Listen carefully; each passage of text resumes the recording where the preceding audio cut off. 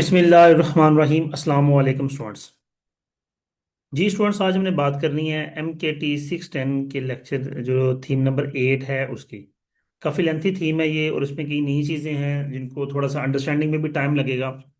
तो हम इसको 3 पार्ट्स में डिवाइड करेंगे।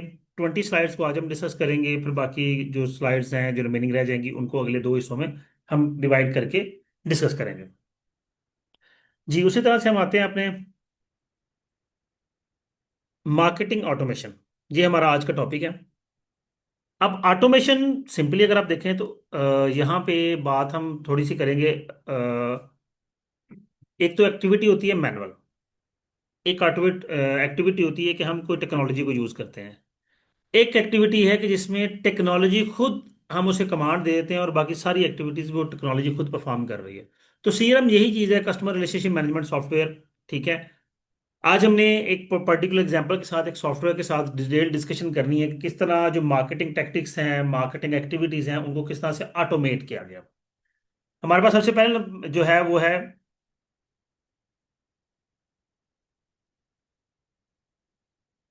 सबसे पहले तो हम इसकी डेफिनेशन देखेंगे। Market automation is the application of computerised technologies to support marketers. ये मार्केट ऑटोमेशन क्या है? ये कंप्यूटराइज्ड टेक्नोलॉजी है जो मार्केटर्स को, मार्केटिंग मैनेजमेंट को सपोर्ट कर रहा है, जो उनके टास्क हैं, जो उनके गोल्स हैं, उनको अचीव करने के लिए।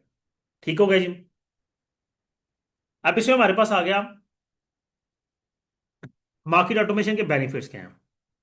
सबसे पहली चीज, हम एक सॉफ्टवेयर की बात करेंगे जिसका नाम MA है। Sorry, MA basically market automation है और मल्टीपल सॉफ्टवेयर में काम कर रहे हैं। जिस तरह एक सॉफ्टवेयर है जी, बेसिक सेल्स फोर्स है, वो एक कस्टमर रिलेशनशिप मैनेजमेंट सॉफ्टवेयर है और वो मार्केट ऑटोमेशन में काम करता है। तो हम थोड़ा सा इसका पहले तो बेनिफिट्स देखते हैं, फिर उस सॉफ्टवेयर के लिहाज से आगे अपनी डिस्कशन को लेकर चलेंगे। सबसे पहली चीज है, बेनिफिट क्या है मार्केट ऑटोमेशन का, कि ये मार्केट एफिशिएंसी जो है उसको एनहांस करता है, इंक्रीज करता है। ठीक है, हमें मैन पावर कम चाहिए। हर चीज हमारी जब अडहॉक बेसिस पे, ऑटोमेटिक बेसिस पे हो रही है तो हमारी इनएफिशिएंसीज कम हो जाती हैं। मार्केट ऑटोमेशन एनेबल्स मोर स्ट्रीमलाइन कॉस्ट एफिशिएंट प्रोसेस। ये एक स्ट्रीमलाइन प्रोसेस होता है, कॉस्ट एफिशिएंट प्रोसेस होता है और इसमें फिर नेग्लिजेंस या इनएफिशिएंसीज के चांसेस बहुत कम रह जाते हैं। ग्रेटर मार्केटिंग प्रोडक्टिविटी, और अल्टीमेटली जब ये ऑटोमेटिकली एक्टिविटीज परफॉर्म हो रही हैं तो ये हमारी प्रोडक्टिविटी में भी बहुत बेहतर रोल अदा करता है, उसको इंक्रीज करने में। आगे इसकी एक्सप्लेनेशन मौजूद है। ठीक है। नेक्स्ट आएंगे जी, मोर इफेक्टिव मार्केटिंग। मार्केट में low marketers to employ close loop marketing. ठीक है जी। अब ये क्लोज लूप मार्केटिंग क्या है कि 4 चीजों में ये बेस करता है। हम प्लान करते हैं, उस प्लान को एग्जीक्यूट करते हैं, जो उसके फिर बाद में रिजल्ट्स आते हैं हम उनको मेजर करते हैं और उनसे हम कुछ ना कुछ सीख के दोबारा प्लान करते हैं। ये हमारा एक साइकिल चलता रहता है, प्लान डू मेजर लर्न का साइकिल, PDML। ये एक पूरा एक साइकिल चलता रहता है और इस साइकिल के लिहाज से हम एक्टिविटीज को परफॉर्म करते हैं। नेक्स्ट हमारे पास आ गया इंप्रूव्ड अकाउंटेबिलिटी। ये हमारी अकाउंटेबिलिटी को भी, जाहिर सी बात है जब हर चीज़ ऑटोमेट हो रही है, किस किस कस्टमर का क्या क्या इश्यूज हैं, क्या उसने रब्ता किया, किस लिए उसने कॉन्टेक्ट किया। ठीक है, तो हमारी ट्रांसपेरेंसी, अकाउंटेबिलिटी, हमारी एक्टिविटी, हमारी इंफॉर्मेशन, हर चीज़ जो है वो बेहतर हो जाती है और रियल टाइम इंफॉर्मेशन और फास्ट इंफॉर्मेशन हमें प्रोवाइड होती है। नेक्स्ट हमारे पास आ गया जी, बेनिफिट्स आ रहे हैं एनहांस रिस्पॉन्सिवनेस। रिस्पॉन्सिवनेस इनहांस होती है। रिस्पॉन्सिवनेस क्या है कि ट्रेडिशनली आम तो रूटीन में आप देखें, व्हाट्सएप पे आपसे कोई बंदा रब्ता करता है, कुछ चीज़ उसने कोई चीज़ डिस्कस करनी है, या जिस तरह कोई स्टूडेंट मुझसे रब्ता करता है, उसने कोई बात मुझसे पूछनी है या कोई चीज़ डिस्कस करनी है या किसी काम के लिए उसने मुझसे कांटेक्ट किया है। अगर तो मैं व्हाट्सएप पर ऑनलाइन अवेलेबल हूँ तो मैं उसको रिस्पॉन्स करूंगा, अदरवाइज मैं जिस वक्त ऑनलाइन हूँगा मैं उस वक्त उसको रिस्पॉन्स करूंगा। लेकिन अगर इसी में मैं अगर AI इंस्टॉल कर लेता हूँ व्हाट्सएप में ही, तो मेरे सारा सिस्टम ऑटोमेट हो जाएगा। जो भी स्टूडेंट्स को क्यूरीज है मेरे साथ, वो मुझसे मुझे कांटेक्ट करेंगे तो मेरा ऑटोमेटेड सिस्टम जो है वो उन्हें रिस्पॉन्ड करता रहेगा। ठीक है, तो ये रिस्पॉन्सिवनेस एनहांस हो जाती है। Market automation functionality enables companies to engage in real time marketing. Market automation जो है वो कंपनीज को एंगेज करती है कि वो रियल टाइम मार्केटिंग में एंटर करते हैं, ठीक है, इमीडिएट रिस्पॉन्स होते हैं, और अल्टीमेटली उससे उनकी अपॉर्चुनिटीज जनरेट होती हैं, अपॉर्चुनिटीज आइडेंटिफाई होती हैं, कौन सी चीज उनके लिए है और कौन सी चीज उनके लिए नहीं है। आगे हमारे पास आ गया improved marketing intelligence. M A embedded reporting and analytics functionality provides valuable management insights. अब देखिए, हमने एक अक्सर का था फेसबुक यूज कर रहे हैं, वहां पे एड्स आती हैं। अब एक बंदे ने ऐड को स्किप कर दिया, एक बंदे ने पूरी ऐड देखी, उसके बाद उसमें जो लिंक मौजूद था उसने उस लिंक पे क्लिक किया, तो तीन ये डिफरेंट चीजें हो गई। क्लिक करने के बाद वो नई साइट पे गया, उस साइट को उसने विजिट किया, वहां पे उसने कुछ चीजें स्क्रोलिंग की, चेक किया, देखा, वो एक चौथी एक्टिविटी आ गई। अगर उसमें किसी को कोई प्रोडक्ट थी, वो प्रोडक्ट उसे पसंद आती है, वो उस पर क्लिक करता है, उसके फीचर्स देखता है, ये पांचवी एक्टिविटी आ गई। अगर उसको फीचर्स पसंद आते हैं, वो प्रोडक्ट परचेज करता है, ये छठी एक्टिविटी आ गई।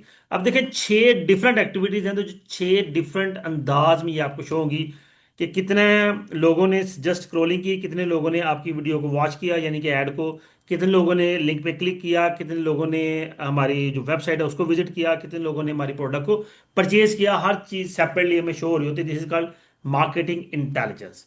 Improve customer experience. अल्टीमेटली जब मार्केटिंग इंटेलिजेंस होती है तो कस्टमर का एक्सपीरियंस भी इंप्रूव होता है। कस्टमर को जब क्यूरीज होती हैं, उसे हर किस्म की क्यूरी का रिजल्ट मिलता है, कस्टमर जिस तरह की चीज़ डिमांड करता है। इवन दो कुछ वेबसाइट्स इस तरह सपोर्ट करती हैं, या जो सॉफ्टवेयर हैं वो कस्टमर की रिक्वायरमेंट के मुताबिक उसकी जो रिक्वायर्ड आइटम है उसे डायरेक्टली प्रोवाइड करते हैं। वो अपनी पूरी रिक्वायरमेंट्स मेंशन करता है कि मुझे ये चीज़ चाहिए, उसमें ये फीचर्स चाहिए, तो उसे जब डायरेक्टली प्रोवाइड कर दी जाती है तो ये इससे कस्टमर का एक्सपीरियंस इंक्रीज होता है। और जब कस्टमर का एक्सपीरियंस इंक्रीज होगा तो अल्टीमेटली उसकी एंगेजमेंट आपके साथ एनहांस होगी। नेक्स्ट चलेंगे जी, क्लोज लूप मार्केटिंग। ये एक डायग्राम है स्लाइड नंबर 7 पे, तो हम डायग्राम पे चलते हैं, स्लाइड नंबर 7 पे आते हैं। ले लीजिए, क्लोज लूप मार्केटिंग है वही जो हमने बात की थी। प्लान है, एक डेटाबेस है हमारे पास, उस डेटाबेस में हमने डेटाबेस की बेस पर पूरा एक प्लान बनाया, उस प्लान पे एक्शन किया, परफॉर्मिंग की, फिर जो रिजल्ट्स आए उनको मेजर किया, और ये सारा कुछ साथ साथ सेव भी हो रहा है, ये डेटाबेस में ही सेव हो रहा है। डेटाबेस में ही हम देख रहे हैं कि क्या उसके रिजल्ट्स आए, उनको मेजर कर रहे हैं, और डेटाबेस में वही रिजल्ट सेव हो रहे हैं। वही आगे हमें सीखने के लिए हेल्प करते हैं, हम आगे सीखते हैं और फिर हम आगे नए सिरे से प्लान करते हैं। आप देखें, कुछ कस्टमर्स अगर हमारे डिससेटिस्फाई हुए हैं, वो देखते हैं कि उनकी डिससेटिस्फेक्शन के रीजंस क्या हैं, फिर उन रीजंस को रिजॉल्व करने की कोशिश करते हैं। वापिस आते हैं जी, functionality offered by market automation software. अब वो सॉफ्टवेयर है वो फंक्शनैलिटी किस तरह की ऑफर करते हैं, उसमें हमारे पास आ गया functionality offer by M A software with 3 column marketing campaigns.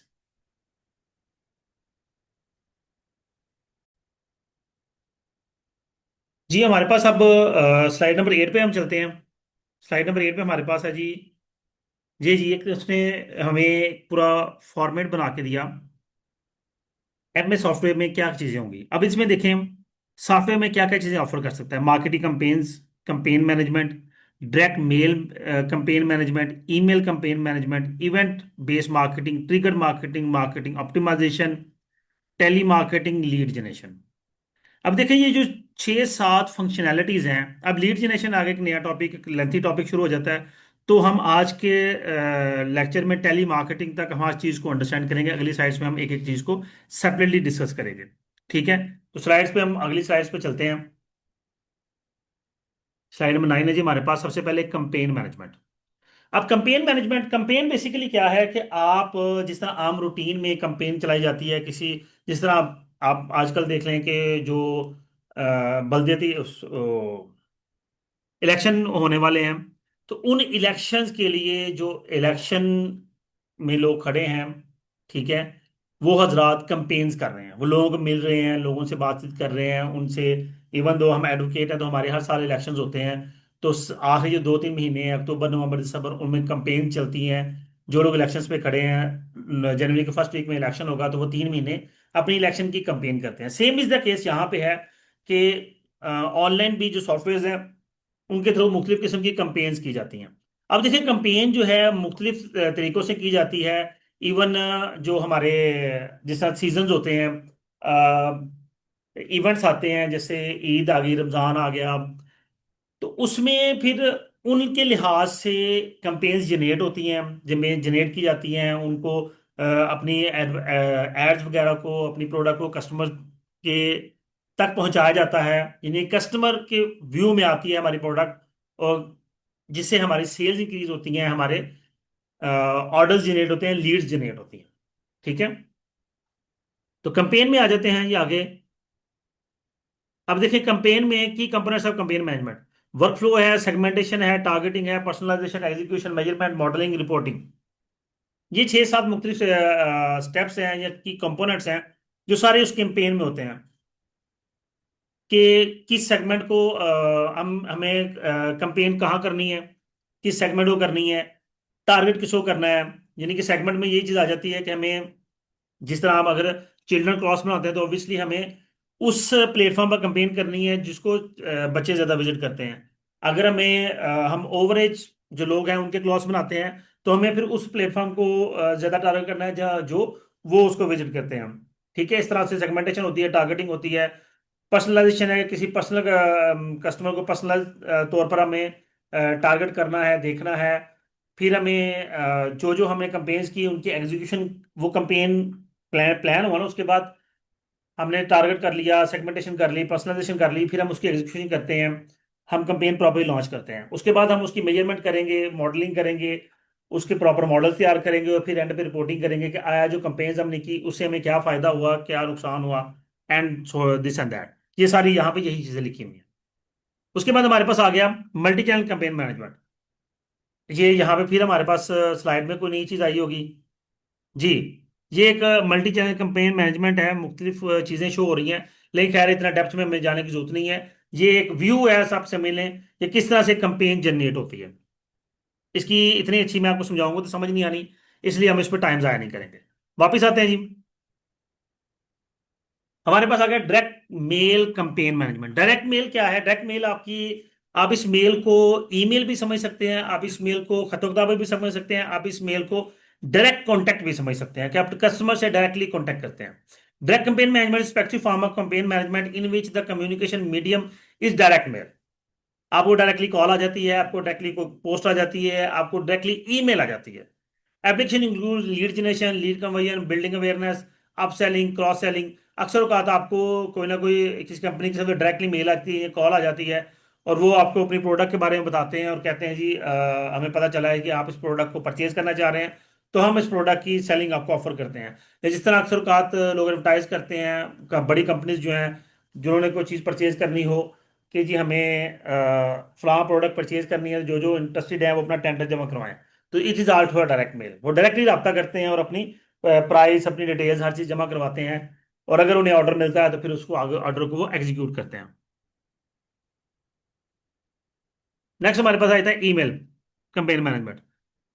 इसकी सिंपल सी मिसाल है कि आप अपनी ईमेल में चले जाएं और आपकी ईमेल में इनबॉक्स में या आपकी सोशल में जाके तो डेली बेस पे सैकड़ों मेल्स आ रही हैं, किसी प्रोडक्ट के हवाले से, किसी सर्विस के हवाले से, कोई ना कोई आपको ईमेल आ रही है। ये ईमेल कैंपेन मैनेजमेंट है। जो लोग तो ज्यादातर लोग ईमेल्स को अब आजकल तो विजिट करते ही नहीं है, उन्होंने सेपरेट एक पोर्शन बना हुआ है, सारी मेल्स वहां जा रही हैं।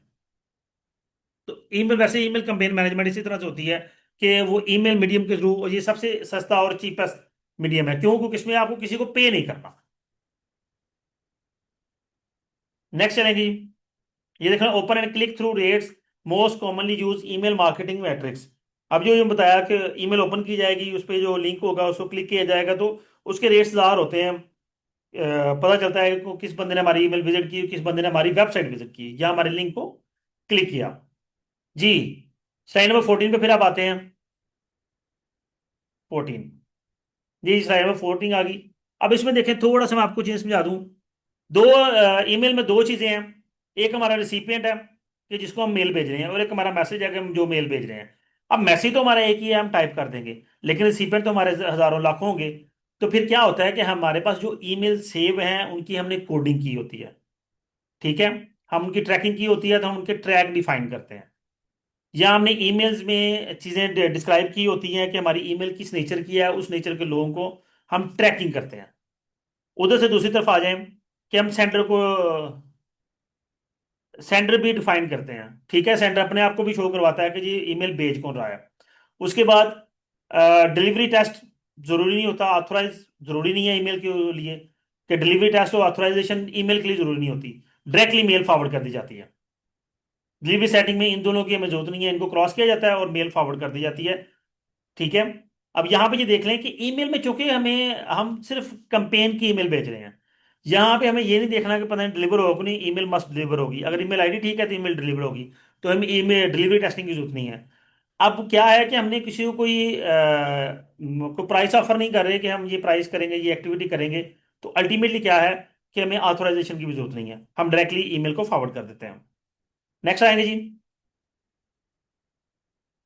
Event based marketing. अब इवेंट बेस्ड जो मार्केटिंग होती है ये दो तरह की होती है। इवेंट बेसिंग मार्केटिंग अगर when the event trigger a communication और ऑफर। अब देखिए ईद आ गई, तो ईद के लिहाज से जो ईद की चीजें, ये कपड़े जूते वगैरह हैं, तो आप अक्सर बात देखेंगे कि रमजान के अंदर जो है वो ज्यादातर जो है इवेंट, ज्यादा जो इवेंट्स हैं, ईद आ गई उसमें जो कपड़े जूते वगैरह हैं, वो उसकी आपको फेसबुक पर ज्यादातर एड्स आनी शुरू हो जाती हैं। तो ये क्या होता है, इवेंट बेस्ड मार्केटिंग ऑटोमेटिकली ये ट्रिगर हुआ है। स्पेशली ये ऐड आपको नहीं दिखाई गई, क्योंकि जो इवेंट करीब आ रहा था, तो ये इवेंट करीब आने की वजह से ये जो मार्केटिंग है, ये जो ऑटोमेशन है, ये ऑटो ट्रिगर हुआ है, ऑटोमेटिकली ये एड्स आनी शुरू हो गई। उसके बाद event based campaign are usually initiated by customer behaviour और कॉन्टेक्चुअल कंडीशंस। नॉर्मली कस्टमर अगर इन चीजों पे डिस्कशन कर रहा है, कपड़ों वगैरह की खरीदारी पे, जूतों की खरीदारी पे डिस्कशन कर रहा है, तब भी ये एक्टिविटी हो जाती है जी, इवेंट कैंपेन्स ऑटो ट्रिगर हो जाती हैं। दूसरे नंबर पे आता है, एक और चीज आएगी आगे। हाँ, ट्रिगर की बात वो कर रहा है कि ट्रिगर नॉर्मली इवेंट पे आके ट्रिगर हो जाएगा, या अक्सर बात देखें, हमको बात कर रहे हैं, घर बैठे हम डिस्कशन कर रहे हैं कि हमें एक चेयर परचेज करनी है जी। अब सिर्फ हमने जनरली बात की है, वो बात 2 मिनट की, अच्छा चलो जी ठीक है, कल मार्केट चक्कर लगा लेंगे जी। 5 मिनट नहीं गुजरते और आप जैसे फेसबुक ओपन करते हैं तो आपको चेयर्स की एड्स आना शुरू हो जाती हैं। तो ये ऑटो ट्रिगर्ड है, कोई इवेंट अकर नहीं हुआ, कोई चीज अराइज नहीं हुई, कुछ भी नहीं हुआ, लेकिन जो आपने बात की थी उस हिसाब से एड्स ट्रिगर होना शुरू हो गई। तो trigger marketing is the practice of responding some customer generated और customer relevant event in a way that is design to achieve some marketing goal. Such अब यहाँ पे क्या किया, कहा उसने कि कस्टमर उसको जनरेट करता है, कस्टमर क्लिक करता है जी मुझे चेयर्स वगैरह देखनी है, वो गूगल पर सर्च करता है, तो जो एड्स हैं वो ट्रिगर होना शुरू हो जाएंगी। या वो अभी बात ही कर रहा है, या कोई यानी कि बात करना भी तो ये भी एक इवेंट है ना। ये इवेंट अगर हुआ कि चेयर परचेजिंग के हवाले से कस्टमर ने बात स्टार्ट की, तो उसकी एड्स आना शुरू होगी। नेक्स्ट है जी, marketing optimisation. Marketing optimisation software allows companies to select an overall goal such as sales और profit maximise, margin maximisation and specify all the constraints of marketing campaign strategy. क्या है जी मार्केटिंग ऑप्टिमाइजेशन सॉफ्टवेयर? ये जो आपकी companies हैं उनके overall गोल को सिलेक्ट करता है। अब गोल आपका क्या है कि आपने अपनी सेल्स को इंक्रीज करना है और प्रॉफिट को मैक्सिमाइज करना है। तो ये आपकी कंपेन को की स्ट्रेटजीज को उस लिहाज से डिजाइन किया जाएगा या करेगा कि आपकी सेल्स इंक्रीज हो, आप प्रॉफिट भी जनरेट करें। The software then determine which customer should get which offer through which channel. अब ये सॉफ्टवेयर डिटरमाइन करेगा कौन सा कस्टमर किस तरह, कौन सा चैनल यूज कर रहा है, उसे किस तरह की ऑफर में दिखानी है, कस्टमर के नेचर किस तरह से, ये सारी चीजें ऑटोमेटेड फॉर्म में उनके पास स्टोर होती हैं, और वो सॉफ्टवेयर ऑप्टिमाइजेशन के थ्रू इन सबको ऑटोमेटिक जनरेट किया जाता है। नेक्स्ट हमारे पास marketing optimisation scenario testing screenshot. अब जिस टेस्टिंग स्क्रीनशॉट है स्लाइड नंबर 18 पे, लेकिन मेरा नहीं ख्याल इसकी आपको समझ आएगी, क्योंकि काफी थोड़ा सा ये टेक्निकल वे में है। ये है जी, एक पूरा स्क्रीनशॉट है, लेकिन हमें इसकी अंडरस्टैंड करने की जरूरत नहीं है, स्क्रीनशॉट देख लें यही काफी है। वापिस आते हैं जी स्लाइड नंबर 19 पे। टेली मार्केटिंग, टेली मार्केटिंग का सिंपल सा कॉन्सेप्ट, बहुत डेप्थ में जाने की जरूरत नहीं है। आप ये देखें कि आप अगर आपको हेल्पलाइन से कॉल आ जाती है, दो कॉन्सेप्ट हैं। एक, आप हेल्पलाइन पे काम करते हैं अपने टेलीफोन की, यानी कि मोबाइल, जो कंपनी है, फर्स्ट करें जैज है, टेनोर है, मोबले वो यूफोन है, व्हाट्सएवर, आप उस पर कॉल करते हैं। एक होगी, ये हो गया। एक, हेल्पलाइन की तरफ से आपको कॉल आई थी, दो डिफरेंट चीजें होगी। एक है कि मार्केटिंग, टू फॉर्म्स हैं। इनबाउंड और आउटबाउंड। इनबाउंड क्या है? कॉल फ्रॉम कस्टमर, कस्टमर ने कॉल की, ये इनबाउंड मार्केटिंग है, टेलीमार्केटिंग, इनबाउंड टेलीमार्केटिंग। अगर कॉल कस्टमर को की गई है, ये आउटबाउंड टेलीमार्केटिंग है।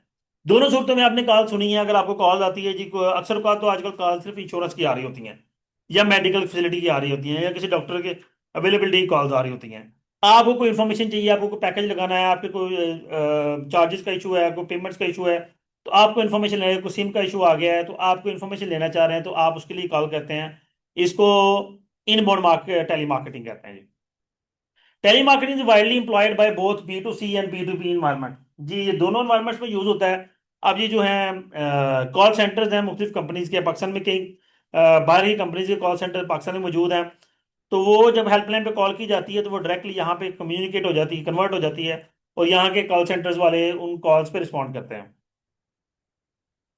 नेक्स्ट हमारे पास आ गया जी, ये टेलीमार्केटिंग के कुछ फीचर्स हैं। ऑटो डायलिंग है, predictive dialling, automated voice messaging, contact list management. सिर्फ इनके नाम, हमें इनकी डिटेल में जाने की, इनकी डेप्थ इन डेप्थ जाने की जरूरत नहीं है, टाइम ज़ाया करने की जरूरत नहीं है।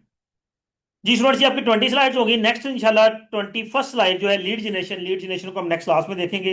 ये तकरीबन लेंथी टॉपिक है लीड जनरेशन का, पूरा किस तरह लीड जनरेट होती है, लीड होती क्या है, इन सब चीज़ों को इंशाल्लाह नेक्स्ट क्लास में डिस्कस करेंगे। उम्मीद करता हूँ ये लेक्चर आपके लिए अंडरस्टैंडिंग होगा। वीडियो को लाइक कीजिएगा, कमेंट कीजिएगा, अपना ख्याल रखिएगा। अल्लाह हाफिज़।